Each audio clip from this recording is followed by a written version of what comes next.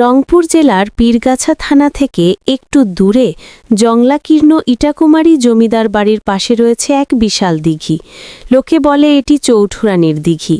সন্ধ্যা নামলেই দিঘির পাড়ে অদ্ভুত নীরবতা নামে। গ্রামে এক সাহসী যুবক ছিল, নাহিদ।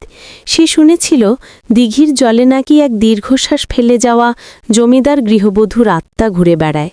কোনো এক অমাবস্যার রাতে দিঘিতে ডুবে আত্মহত্যা করেছিলেন তিনি। একবার বর্ষার রাতে নাহিদ দিঘির পাশ দিয়ে ফিরছিল।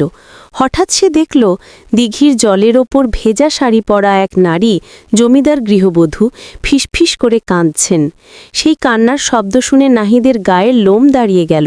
সে দেখল দিঘির পাড়ের বিশাল তেঁতুল গাছটা নড়ছে না, কিন্তু ওপর থেকে একটি ভারী নিঃশ্বাসের শব্দ আসছে। ভয়ে সে দৌড়াতে শুরু করল।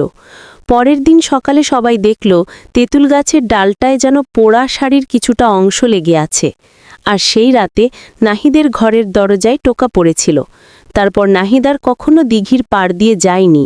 গ্রামের মানুষ আজও বলে গভীর রাতে ওই দিঘির পাড়ের তেঁতুল গাছের ছায়ায় সেই অশরীরী আত্মা এখনও নিজের হারানো জীবনের জন্য কাঁদে।